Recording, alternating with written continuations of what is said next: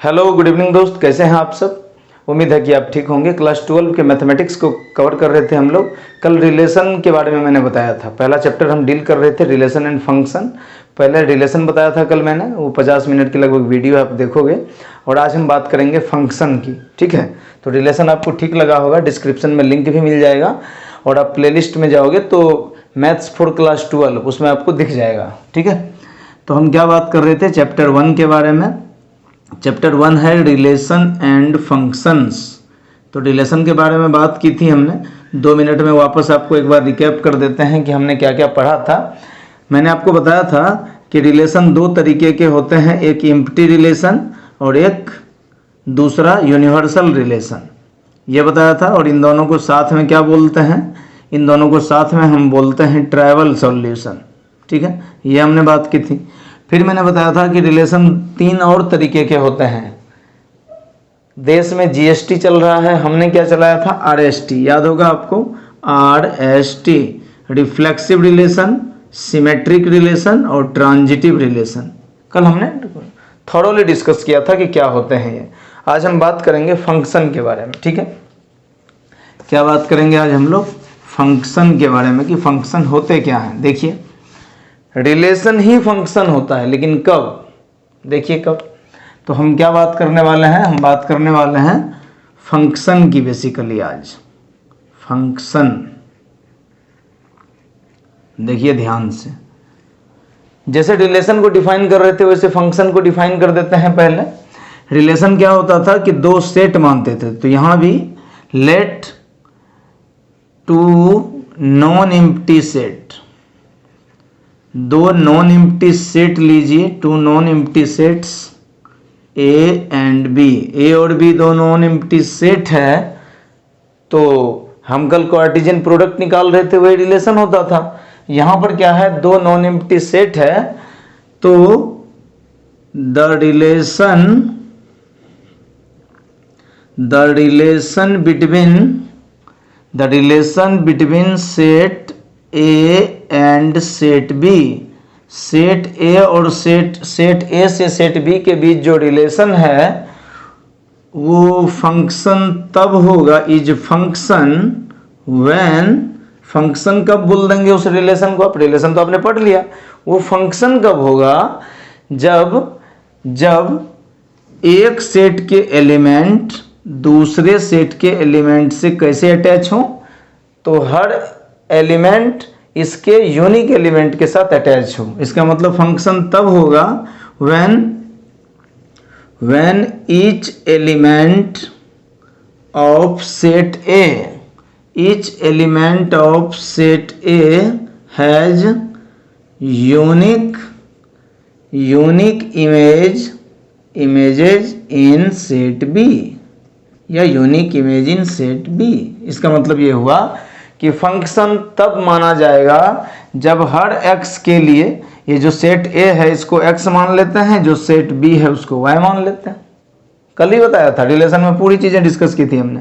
मान लीजिए A में एलिमेंट है A B C और B में एलिमेंट है D E F G, तो फंक्शन तब माना जाएगा, मतलब पहले तो आप रिलेशन डिफाइन करिए। सेट ए में कितने एलिमेंट, सर 3, सेट बी में कितने एलिमेंट, 4।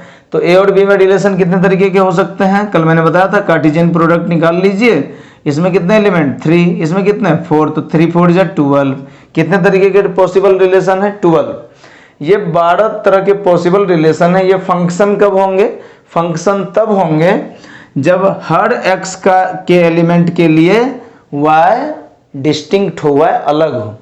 आया समझ में, मतलब ये कि आपको समझाते हैं कि फंक्शन कब मानोगे आप। देखिए ए डी के साथ अटैच है, ठीक, बी ई के साथ अटैच, सी जी के साथ अटैच, तो क्या एक्स की अलग अलग वैल्यू के लिए वाई की अलग अलग वैल्यू है, तो हाँ सर, तो ये फंक्शन है, दिस इज फंक्शन।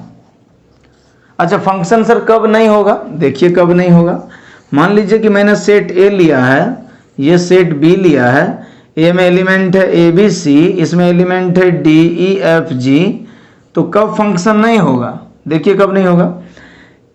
एक्स की वैल्यू जब आपने ए रखी तो वाई की वैल्यू डी आई, आपने x की वैल्यू b रखी, आपने x की वैल्यू क्या रखी, b रखी, तब वैल्यू d आई। ठीक है, ये तो ठीक बात है, एक x के लिए एक वैल्यू, इस x के लिए ये वैल्यू, ठीक बात है। तो मतलब x की वैल्यू जैसे ही आप रख रहे हो तो y की कोई ना कोई वैल्यू आ रही है ना, तो एक x के लिए y का एक ही वैल्यू होना चाहिए। मतलब क्या नहीं होना चाहिए सर, ये नहीं होना चाहिए। मान लीजिए c की वैल्यू e आई और c की वैल्यू g आ गई, ये नहीं, क्या ये फंक्शन है? नहीं है। क्यों नहीं है? क्योंकि मैंने क्या बताया, फंक्शन होने के लिए हर x के लिए अलग अलग y आना चाहिए। देखिए यहाँ आपने x की वैल्यू a रखी, y d आया, अलग है। x की वैल्यू b रखी, y e आया, अलग है। x की वैल्यू आपने c रखी, y g आया, अलग है। तो इस तरह से हर x के लिए for each element of set a has unique image, अलग अलग इमेज है ना, ये बीच में आईना लगा दीजिए तो ये एलिमेंट का इमेज ये हो गया। तो जब आप x की वैल्यू रख रहे हो तो इसके लिए y की वैल्यू अलग अलग आ रही है आपके पास, तो इसको बोलते हैं फंक्शन। ये फंक्शन क्यों नहीं है? फंक्शन इसलिए नहीं है कि x के एक ही वैल्यू के लिए y की अलग अलग वैल्यू आ गई। मतलब कि मान लीजिए कि y equal to F X कोई फंक्शन है, तो आपने x की वैल्यू c रखी, यानी कि at x equal to C y equal to F of x के जगह पे क्या रखो, c, तो इसकी वैल्यू क्या आ गई, c की वैल्यू रखने पर सर e आ गई। और इसी तरीके से आप x इक्वल टू सी रख रहे हो फिर से, तो इस बार वैल्यू कितनी आ गई एफ एक्स की, x के जगह c, तो इस बार वैल्यू g आ गई। तो x के अलग अलग x के लिए y की अलग अलग वैल्यू होनी चाहिए, तो एक ही x के लिए y की दो वैल्यू कैसे हो सकती है? नहीं हो सकती ना, तो ये फंक्शन नहीं हुआ। अच्छा ये चीजें सही है क्या? हाँ, ये चीजें फंक्शन होने के लिए ठीक है। मतलब ये फंक्शन नहीं है, ये फंक्शन नहीं है। क्यों नहीं है? क्योंकि एक ही x की दो अलग अलग वैल्यू y की वैल्यू नहीं हो सकती। नोट कर लो, note down, note down. Function होने का पहला शर्त क्या है? सर शर्त है कि x के एक वैल्यू के लिए, x के एक वैल्यू के लिए y की दो वैल्यू नहीं हो सकती, दो वैल्यू नहीं हो सकती, नहीं हो सकती, इसी को बोलते हैं फंक्शन। तो x के एक ही वैल्यू के लिए y की दो वैल्यू हो गई ना, x की वैल्यू c रखी, y की वैल्यू e और g दोनों आ गई, तो फंक्शन नहीं है। तो क्या ऊपर वाला सही है सर? हाँ ये सही है। x की वैल्यू a रखी, y की वैल्यू d आई, ठीक है। x की वैल्यू b रखी, y की वैल्यू d, ये चलेगा। अलग अलग x के लिए y की अलग अलग वैल्यू हो गई ना भाई, एक ही x के लिए y की दो वैल्यू नहीं हो सकती, बस ये याद रखना। x के एक वैल्यू के लिए दो y की वैल्यू नहीं हो सकती। अगर ऐसा है तो ये फंक्शन नहीं है। मतलब मैं ये बताना चाह रहा हूं कि मान लीजिए कि ये क्वेश्चन इस तरह से हो, सेट A, ये सेट B है, और इसमें एलिमेंट मान लीजिए मैंने रखा A B C, इसमें रखा मैंने x y z और t, ठीक है। ध्यान से समझिए, x की वैल्यू मैंने a रखी, y की वैल्यू x की वैल्यू b रखी, y की वैल्यू x की वैल्यू c रखी, y की वैल्यू z। क्या ये फंक्शन है? सोच के बताओ। फंक्शन होने के लिए क्या चाहिए? हर x के लिए y की अलग अलग वैल्यू। देखो हमने x की वैल्यू, ये x है, ये सेट b को हम y बोल देते हैं, तो हमने x की वैल्यू a रखी, y x आया। हमने x की वैल्यू b रखी, y आया। हमने x की वैल्यू c रखी, y की वैल्यू z आया। क्या अलग अलग x के लिए y की अलग अलग वैल्यू आई है? हाँ आई है। अरे ठीक है कि a और b के लिए x आया, लेकिन a के लिए x, b के लिए x, c के लिए, तो एक x की एक ही वैल्यू होनी चाहिए। आपने x की एक वैल्यू रखी तो y की एक ही वैल्यू आनी चाहिए। हर x के लिए y की एक ही एक वैल्यू आ रही है। देखो for x equal to a, x की वैल्यू a रखी, y कितना सर x। For x equal to b, y की वैल्यू कितना x। For x equal to c, y की वैल्यू कितना सर z। क्या x के एक वैल्यू के लिए y की एक वैल्यू आई? हाँ। x के एक वैल्यू के लिए y की एक वैल्यू आई? हाँ। भले सेम है लेकिन एक x के लिए एक y, एक x के लिए एक y, तो ये फंक्शन है? हाँ सर ये फंक्शन है। ये क्यों नहीं है? क्योंकि एक ही x के लिए दो y की वैल्यू है, ये नहीं चलेगा। है समझ में? ये एक x के लिए y की दो वैल्यू नहीं चलेगी। एक ही आदमी दो लोगों से ब्याह नहीं करेगा, ये फंक्शन नहीं है ना। एक आदमी एक से शादी, एक आदमी एक से शादी, ठीक है। चलिए समझ में आया आपको बात? अब क्या डिस्कस करेंगे? तरह तरह के फंक्शन, जैसे रिलेशन मैंने बताया था कि यूनिवर्सल रिलेशन क्या होते हैं, एम्प्टी रिलेशन क्या होता है, रिफ्लेक्सिव रिलेशन क्या होता है, ट्रांजिटिव रिलेशन क्या होता है, सिमेट्रिक रिलेशन क्या होते हैं, ऐसे ही फंक्शन के बारे में बात कर लेते हैं कुछ कुछ। देखिए करें, मिटा दे 1 मिनट।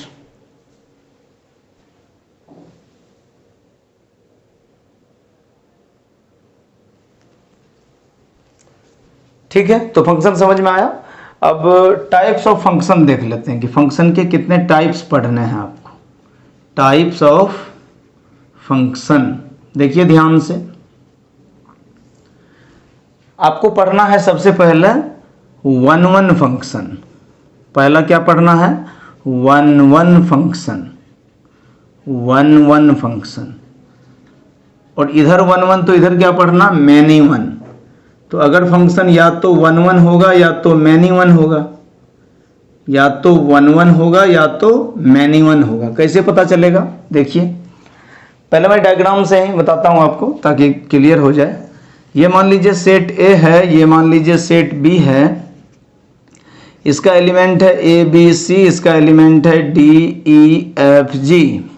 ठीक है, फंक्शन कब माना जाएगा, क्या बताया मैंने, फंक्शन होने के लिए x, पहले सेट को x की वैल्यू बोल दीजिए, दूसरे सेट को y की वैल्यू बोल दीजिए। ठीक है, वन वन होने के लिए x की एक वैल्यू के लिए y की एक वैल्यू होनी चाहिए। और फंक्शन कब नहीं होगा, तो x की एक ही वैल्यू के लिए y की दो वैल्यू नहीं होनी चाहिए। फंक्शन कब नहीं होगा, अगर x की एक ही वैल्यू के लिए y की दो वैल्यू हो जाए, मतलब x की वैल्यू आपने a चुना और y की वैल्यू दो हो जाए, d और e, तो ये फंक्शन नहीं होगा। ये बताया अभी आपको पीछे। ठीक है, फंक्शन वन वन कब होगा, वन वन कब होगा, देखिए कब होगा। फंक्शन होता क्या है, फंक्शन बेसिकली जो रिलेशन, कैसा रिलेशन, जिसमें एक x के लिए y की एक वैल्यू है, सीधी बात, तब फंक्शन माना जाएगा। वन वन कब बोलोगे, देखिए नाम ही है वन वन, तो इसको भी यहां भी लिख दीजिए वन, ये भी लिख दीजिए वन। ये बस समझने के लिए, लिखने की जरूरत होती नहीं है, आपको समझाने के लिए। वन वन मतलब इसकी एक वैल्यू तो इसकी भी एक वैल्यू, अलग अलग। Function on one one function तब होगा जब यूनिक x की वैल्यू के पास डिस्टिंक्ट y की वैल्यू हो, मतलब x की एक वैल्यू के लिए y की एक वैल्यू, x की वैल्यू a तो y की वैल्यू d, x की वैल्यू b तो y की वैल्यू e, x की वैल्यू c तो y की वैल्यू g। क्या अलग अलग x के लिए y की अलग अलग वैल्यू है, हाँ सर। वन के लिए वन, एक आदमी एक के साथ जोड़ा बनता है ना, ब्याह शादी होता है तो एक लड़का एक लड़की, एक लड़का एक लड़की, तो अलग अलग लड़के अलग अलग लड़कियों के साथ, तो ये हो गया वन वन। एक ने एक को चुना और अलग अलग चुना, तो वन वन फंक्शन मतलब x की एक वैल्यू y की भी अलग अलग एक एक वैल्यू। तो x की एक वैल्यू के लिए y की एक वैल्यू, x की एक वैल्यू के लिए y की एक वैल्यू, x की एक वैल्यू के लिए y की एक वैल्यू, तो इसको बोलते हैं वन वन फंक्शन। समझ गए, एक लड़का एक लड़की, तो ये वन वन फंक्शन हो गया। ठीक है, मैनी वन कब होगा, कब वन वन नहीं होगा, देखिए कब नहीं होगा। ये मान लीजिए सेट ए है, ये मान लीजिए सेट बी है, इसमें एलिमेंट ले ली मैंने ए बी सी, इसकी ले ली डी ई एफ जी, और भी ले सकते हैं जी एच आई। तो मैनी मतलब यहां लिख दीजिए मैनी, यहां लिख दीजिए वन, यहां क्या लिखा वन वन, यहां लिख दिया मैनी वन। ये x की वैल्यू, ये y की वैल्यू। मैनी मतलब एक से ज्यादा, बहुत। मैनी मतलब आपके कितने भाई बहन हैं, मैनी बहुत सारे, तो मैनी मतलब दो से ज्यादा, एक से ज्यादा, सॉरी, मैनी मतलब एक से ज्यादा। तो वन वन कब होगा, x की one value y one value, many मतलब एक से ज्यादा, यानी कि x की एक से ज्यादा वैल्यू के लिए y एक है, इधर मैनी इधर वन, मतलब x की वैल्यू ज्यादा चुनो y की वैल्यू एक ही होगी। तो x की वैल्यू a ली तब भी y d, x की वैल्यू b ली तब भी y d, x की वैल्यू c ली तब भी y d। क्या मतलब हुआ कि x की वैल्यू तो मैंने कई सारी चुनी लेकिन y की वैल्यू एक आई, मैनी वन। x की वैल्यू मैनी बहुत सारी, जबकि y की वैल्यू एक। अगर ऐसा है तो फंक्शन मैनी वन है, वन वन नहीं है। वन वन मतलब ये तो एटीट्यूड वाला फंक्शन है, एक ही के साथ, है ना, एक ही के साथ, ये बहुत एक के साथ, ऐसा समझ में। x की बहुत सारी वैल्यू y के y के एक ही वैल्यू के साथ अटैच हो रहा है। तो आप नाम से ही पता चल जाएगा आपको, 1 1 x एक y एक, मैनी 1 मैनी, x की वैल्यू मैनी बहुत सारी और y की वैल्यू एक। तो क्या हुआ, ये फंक्शन है लेकिन मैनी 1 है। अब आप बोलोगे सर फंक्शन होने के लिए क्या होना चाहिए था, x की एक वैल्यू के लिए y की एक ही वैल्यू है। देखिए x की वैल्यू a, y की एक वैल्यू, x की वैल्यू 1, y की वैल्यू 1, x की एक वैल्यू, y की वैल्यू 1, है ना। x की एक ही वैल्यू के लिए y की दो वैल्यू नहीं आएगी, अगर हो गया तो फंक्शन नहीं होगा। ये दोनों तो फंक्शन है, ये 1 1 है और ये मैनी 1 है। 1 1 फंक्शन का एक और नाम है सर्जेक्टिव फंक्शन। क्या नाम है दोस्त, सर सर्जेक्टिव फंक्शन, ठीक है। Sorry injective function, injective. 1 1 को इंजेक्टिव फंक्शन भी कहते हैं, मैनी 1 को सर्जेक्टिव फंक्शन भी कहते हैं, सर्जेक्टिव, ठीक है। और 1 1 और 1 2 दोनों हो जाए, सॉरी अभी आगे बताऊंगा मैं, ठीक है। 1 1 को इंजेक्टिव कहते हैं, अरे मैनी 1 को कुछ नहीं कहते, रहने देते हैं, ठीक है, कंफ्यूज मत होइए आप। 1 1 फंक्शन क्या होगा, x की एक वैल्यू, y की अलग अलग वैल्यू। मैनी 1 क्या होगा, x की बहुत सारी वैल्यू, y की एक वैल्यू। तो ये हो गया मैनी 1, ठीक है, क्लियर। तो 1 1 को इंजेक्टिव कहते हैं, अभी मैं बताता हूँ, वो सर्जेक्टिव बाइजेक्टिव ये अलग अलग है। तो फंक्शन के ये दो फॉर्म हो गए, एक 1 1 एक मैनी 1। 1 1 कब होगा, जब x की एक वैल्यू लोगे तो उसके लिए y की भी अलग अलग वैल्यू, एक वैल्यू आनी चाहिए। मैनी 1 कब होगा, जब x की एक से ज्यादा वैल्यू लोगे आप और y की एक ही वैल्यू आनी चाहिए, तो ये मैनी 1 हो गया, ठीक है। इससे पहले कि फंक्शन के और टाइप्स पढ़ें, थोड़ा सा और डिस्कस करेंगे, थोड़ा सा और आपको बताना चाहता हूं मैं कि फंक्शन को हम रिप्रेजेंट कैसे करते हैं, कैसे करते हैं। देखिए कैसे करते हैं फंक्शन को रिप्रेजेंट, कैसे करते हैं सर, ऐसे करते हैं। फंक्शन रिलेशन को कैसे लिखते थे, ऐसे लिखते थे रिलेशन को, R is such that, marker भी नहीं चल रहा है मेरा, दूसरा मार्कर भी है मेरे पास। रिलेशन को भी लिखते थे, फंक्शन को कैसे लिखोगे, function of such that A B, यानी कि ये सेट ए है ये सेट बी है और दोनों के बीच फंक्शन डिफाइंड है, ठीक है। देखिए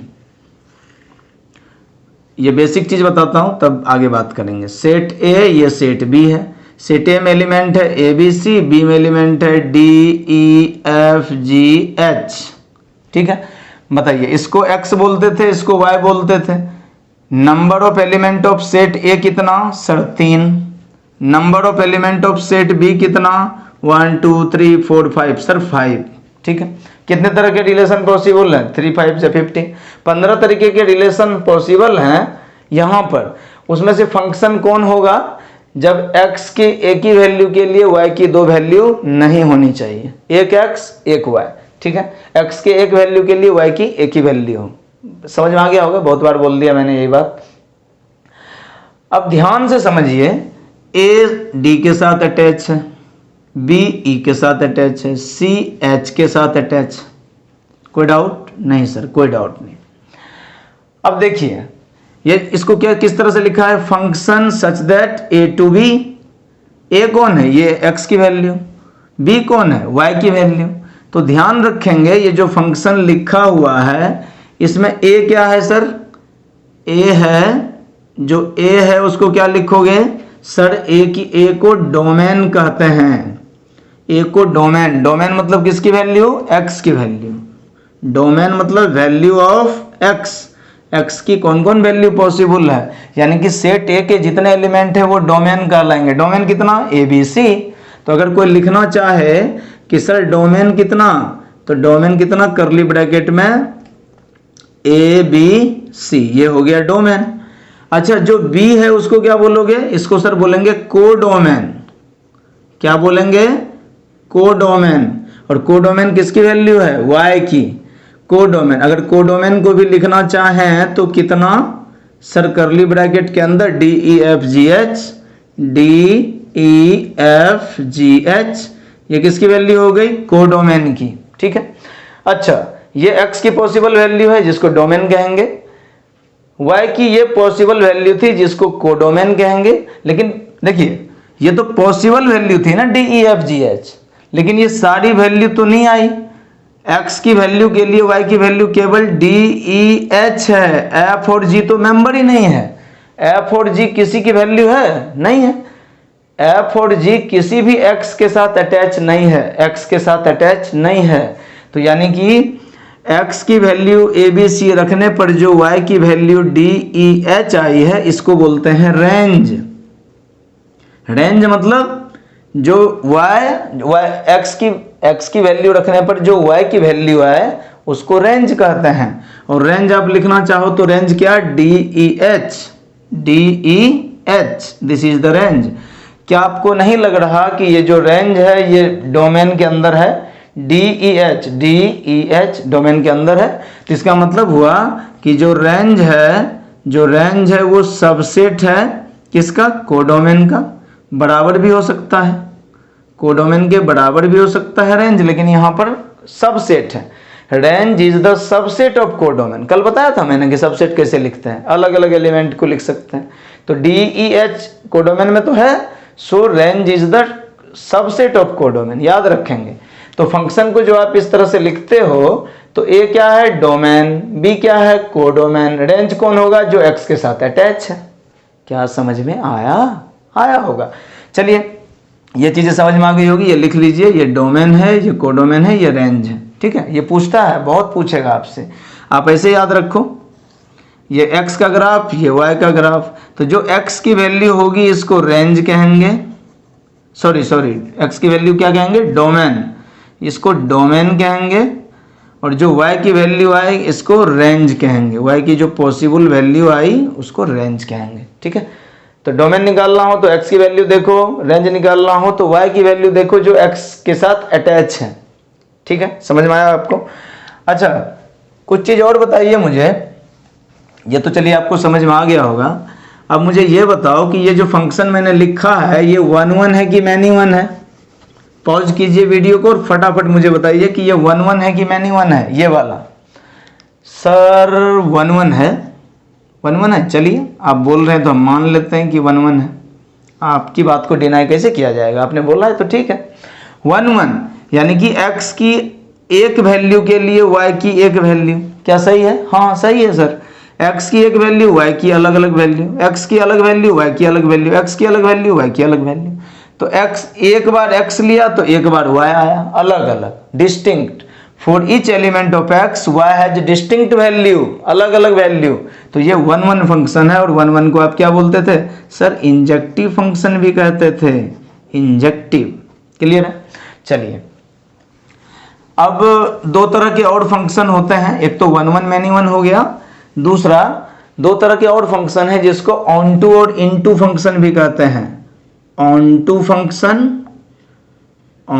फंक्शन और इसी को क्या बोलते हैं, इनटू फंक्शन। 1 ऑन टू और इनटू में क्या डिफरेंस है, देखिए क्या डिफरेंस है। मैंने दो सेट चुन लिया, सेट ए और सेट बी। ये सेट ए और सेट बी, सेट ए के एलिमेंट ए बी सी है, बी के एलिमेंट डी ई एफ है। ऑन टू कब माना जाएगा, देखिए 1 के लिए क्या देख रहे थे हम लोग, फिर से एक बार देखिए, रिपीट कर देता हूं ताकि क्लियर हो जाए। 1 के लिए क्या देख रहे थे, सेट ए के एलिमेंट है ए बी सी, इसके एलिमेंट है D E F G H. तो मैंने क्या बोला, 1 कब होगा, जब x की एक वैल्यू के लिए y की अलग अलग वैल्यू चुनी जाए। ये हो गया 1। तो 1 के लिए क्या देख रहे थे, सबसे पहले x देखते थे कि हर x के लिए y की अलग अलग वैल्यू है कि नहीं। ऑन टू में उल्टा देखेंगे, पहले y को देखेंगे। यहाँ क्या देखते थे, पहले x देखते थे कि क्या 1x अलग अलग x के लिए y की अलग अलग वैल्यू है। अब क्या देखेंगे, उल्टा y को देखो, क्या हर y x के साथ अटैच है। देखो x की एक वैल्यू के लिए y की वैल्यू, x की एक वैल्यू के लिए y की वैल्यू, x की एक वैल्यू के लिए y की वैल्यू। क्या जितने y के मेंबर हैं सब x से अटैच है। जो y के मेंबर, इसको इमेज भी कहते हैं और इसको प्री इमेज। कई जगह पर देखिए मैंने क्या बताया, इसको डोमेन कहते हैं, y की वैल्यू को कोडोमेन कहते हैं, और जो अटैच है x के साथ उसको रेंज कहते हैं। ये सब अभी पीछे बताया, ये डोमेन, ये कोडोमेन, डोमेन कोडोमेन। इसी को कई जगह पर प्री इमेज लिखते हैं। x की वैल्यू प्री इमेज है, इमेज के पहले, और इसकी जो वैल्यू बाद में, यहाँ पे शीशा लगा दिया तो जैसा मुंह है वैसा पीछे इमेज बनेगा, तो y की वैल्यू को हम इमेज भी कहते हैं। ठीक है, तो ऑन टू के लिए किसको देखोगे आप, y को देखोगे। तो ऑन टू के लिए आप सबसे पहले y देखिए, क्या हर y x के साथ अटैच है? हाँ है। कोई भी y खाली है? नहीं है। तो ये ऑन टू फंक्शन हो गया। ऑन टू के लिए कोई भी फंक्शन ऑन टू फंक्शन तब होगा जब y किसी न किसी x का इमेज हो। क्या ये ऑन टू है? ध्यान से देख के बताइए। क्या सारा y किसी न किसी x के साथ अटैच है? नहीं सर, f खाली बचा हुआ है। तो सारा y तो x के साथ अटैच नहीं है, यानी कि y की सारी वैल्यू x की इमेज नहीं है, f नहीं है, f किसी की इमेज नहीं है। f is not the image of any x, so this is not onto. ये ऑन टू नहीं है, तो क्या है? इनटू है। ये कौन सा फंक्शन है दोस्त? इनटू। क्या समझ आया अब बात? आपको आया होगा। ऑन टू मतलब सारी y किसी न किसी x के साथ अटैच हो। आप लिख सकते हो कि ऑन टू फंक्शन होने के लिए कोडोमेन रेंज के बराबर हो जाता है। ध्यान से देखिए, मैंने a की वैल्यू को डोमेन बोला था, ऐसे function a to b, a की वैल्यू यानी कि x की वैल्यू डोमेन है, b की वैल्यू कोडोमेन है। क्या कोडोमेन भी DEF है? क्या रेंज भी DEF नहीं आ गया? रेंज क्या होता है? जो x के साथ अटैच हो। तो कोडोमेन में भी 3 वैल्यू, और जो रेंज है ये तीनों x के साथ अटैच है, तो रेंज भी क्या हो गया? 3 वैल्यू। तो कोडोमेन और रेंज इक्वल हो गया। तो ऑन टू के लिए in case of onto function codomain बराबर रेंज हो सकता है? हाँ सर, हो सकता है। तो कोडोमेन और रेंज अगर इक्वल हो जाए तो आप सीधे कह सकते हैं हाँ ये ऑन टू फंक्शन है। इसमें देखिए, इसमें देखो डोमेन कितना, बताओ एक एक करके मुझे बताओ। डोमेन मतलब x की वैल्यू, बताइए x की वैल्यू सर ABC, लिख देते हैं ABC। इसमें कोडोमेन की वैल्यू क्या होती है? जो y की वैल्यू है। कोडोमेन कौन कौन? DEFG। और रेंज क्या होता है? जो x के साथ अटैच हो।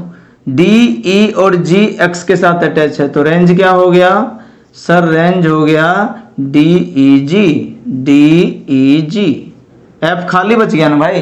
तो क्या कोडोमेन और रेंज इक्वल है? नहीं है इक्वल। कहाँ है इक्वल? कोडोमेन में f है, इसमें तो f है ही ना।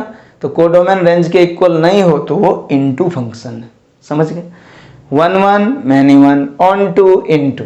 ऑन टू को सर्जेक्टिव फंक्शन भी कहते हैं, ऑन टू को सर्जेक्टिव भी कहते हैं। ठीक है, ऑन टू को सर्जेक्टिव भी कहते हैं। समझ में आ गया होगा? चलिए थोड़ा सा और डिस्कस करेंगे, तब क्वेश्चन बनेगा आपसे। अभी मैंने बताया नहीं है कि आप मैथमेटिकली सॉल्व कैसे करोगे, अभी तो मैंने समझाया है। अभी आपको क्वेश्चन लिए ही नहीं हमने कि आप क्वेश्चन आएगा तो आप उसको डील कैसे करोगे। ठीक है, चलिए, इसलिए घबराना नहीं है। नहीं समझ में आया तो कोई बात नहीं, और वीडियो बनेगी और बहुत सारे क्वेश्चन करेंगे। देखिए क्या बताया मैंने पहले?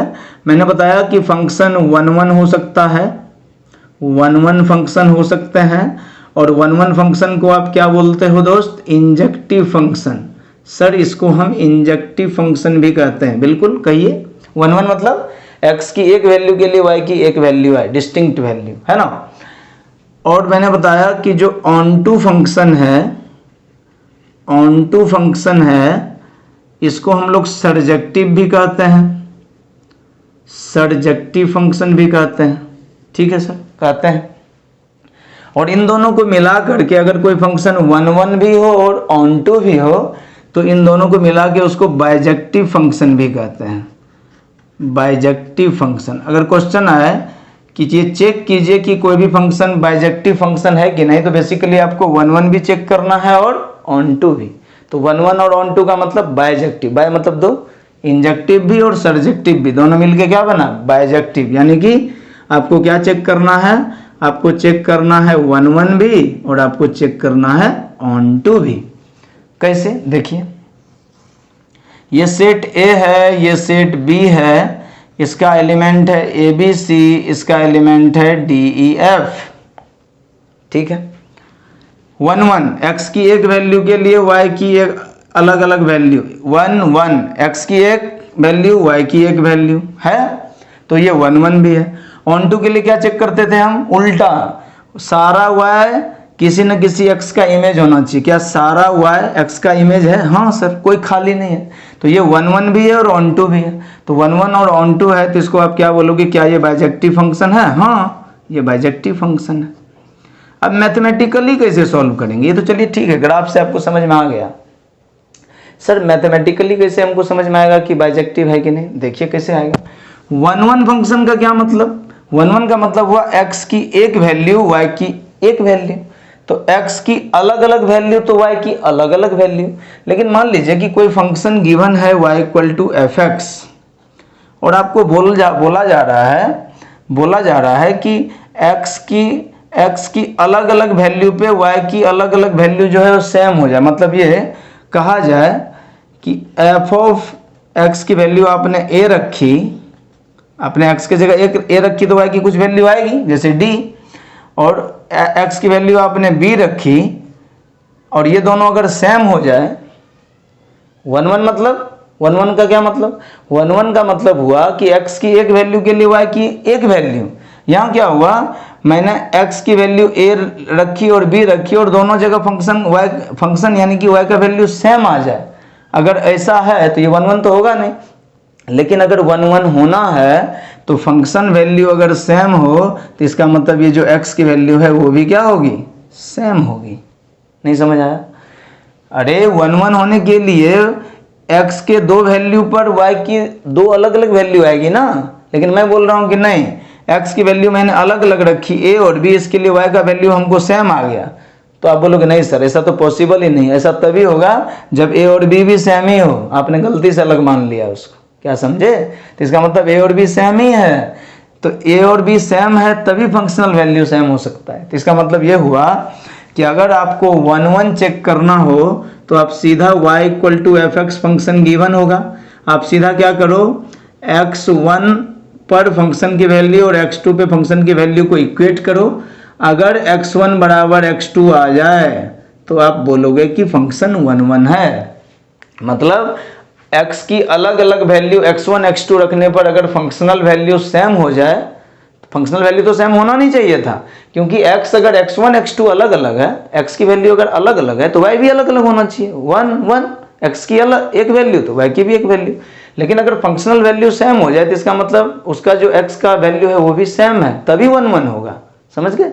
तो 1 1 होने के लिए यही नियम है कि आप फंक्शन को x1 x2 पे इक्वेट करो। अगर x1 बराबर x2 आ जाए तो आप मान लीजिए कि वो 1 1 फंक्शन है। ठीक है, चेक कर लें क्या? एक क्वेश्चन ले लें, चलो ले लेते हैं। क्वेश्चन है दोस्त, y इक्वल टू fx बराबर 2x। y लिखो fx लिखो, एक ही बात है। तो y बराबर 2x कोई फंक्शन दिया, आपको चेक करना है कि ये 1 1 है कि नहीं।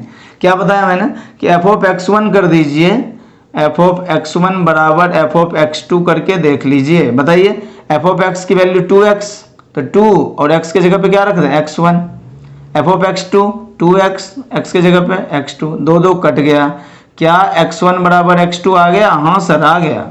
अगर ऐसा हो जाए तो आप बोलोगे yes the function is 1 1, function is 1 1 function है, बिल्कुल। तो मैथमेटिकली ऐसे सोल्व करते हैं। अच्छा ठीक बात है सर, तो आप मुझे ये भी बताओ कि हम ऑन टू कैसे चेक करेंगे? सेम क्वेश्चन में ऑन टू कैसे चेक करेंगे? तो ऑन टू के लिए क्या तरीका है, जो भी फंक्शन है उसको y मान लीजिए। जैसे मैंने fx को क्या मान लिया? y बराबर fx, तो fx बराबर y मान ली, और x के जगह पर y की वैल्यू रख के देखो, यानी कि x के जगह पर y की वैल्यू रख करके देखिए। अगर ये फंक्शन के बराबर आ जाए, f ऑफ y अगर y के बराबर आ जाए तो आप बोलोगे कि ये ऑन टू है। क्या मतलब सर? नहीं समझ आया? नहीं आया तो कोई बात नहीं है। देखिए y बराबर क्या दिया आपको? सर fx दिया है और बराबर 2x दिया है। मैंने क्या बताया, जो फंक्शन है उसको y मान लीजिए। तो y बराबर 2x, तो यहाँ से x की वैल्यू कितनी हो गई? 2 इधर आके डिवाइड हो जाएगा, y बाई 2। अब क्या करिए, जो फंक्शन है f ऑफ x बराबर f ऑफ x के जगह पर कितना रख दें? सर y बाई 2 रख दो, y बाई 2 बराबर, और fx कितना है? 2x, 2 इंटू x के जगह कितना? y बाई 2, 2 2 कट गया। क्या f ऑफ x बराबर y आ गया? देखिए क्या f के जगह पर x की वैल्यू रखने पर ये f ऑफ y आ गया? अगर ऐसा आ जाए तो हम बोलेंगे कि फंक्शन ऑन टू है, ये ऑन टू फंक्शन है। ये तो बहुत क्लियर, इसमें तो कुछ है ही ना। आप क्या करो 1 1 के लिए 1 1 x की एक y की एक, तो आप क्या करो x की एक वैल्यू के लिए y की अलग वैल्यू, सॉरी हाँ x की एक वैल्यू के लिए y की अलग वैल्यू आनी चाहिए। तो हमने क्या किया x1 और x2 पे फंक्शनल वैल्यू सेम कर दी, y की वैल्यू सेम कर दी। तो ऐसा तभी पॉसिबल है जब x की वैल्यू भी सेम हो। तो ये कर दिया हमने। हमेशा आपको यही करना है, 1 1 चेक करने आए तो अगर आप ग्राफ ड्रॉ नहीं कर पा रहे हैं तो आप ऐसे सॉल्व करिए, x1 और x2 पे फंक्शनल वैल्यू को सेम करिए, अगर x1 x2 बराबर हो जाए तो 1 1 है। y2 के ऑन टू कैसे चेक करोगे? फंक्शन को y मानो, ये y equal to 2x function था ना भाई, ये दिया था y बराबर 2x, तो x की वैल्यू कितनी आ गई? 2 इधर आके डिवाइड y/2। अब जो फंक्शन है वहाँ x की जगह मैंने y/2 रखा, तो y/2 रखने से ये फंक्शन वापस y के बराबर हो गया। अगर x की वैल्यू रखने पर अगर फंक्शन y के बराबर हो जाए तो आप उसको ऑन टू फंक्शन कहेंगे। और ये 1 1 और ऑन टू दोनों है, तो एक्चुअली में ये कौन सा फंक्शन है? बाइजेक्टिव फंक्शन है। कौन सा फंक्शन है सर? बाइजेक्टिव फंक्शन है। क्या समझ में आया? अब समझ में आया होगा आपको, ठीक है। तो हम ऐसे 1 1 many 1 onto into ऐसे करके चेक कर सकते हैं, ठीक है। और भी क्वेश्चन इस पे डील करेंगे, आपको समझ में आया होगा। आज हम यहीं छोड़ते हैं, बहुत सारा क्वेश्चन इस पे करिए आप, ठीक है। Thank you.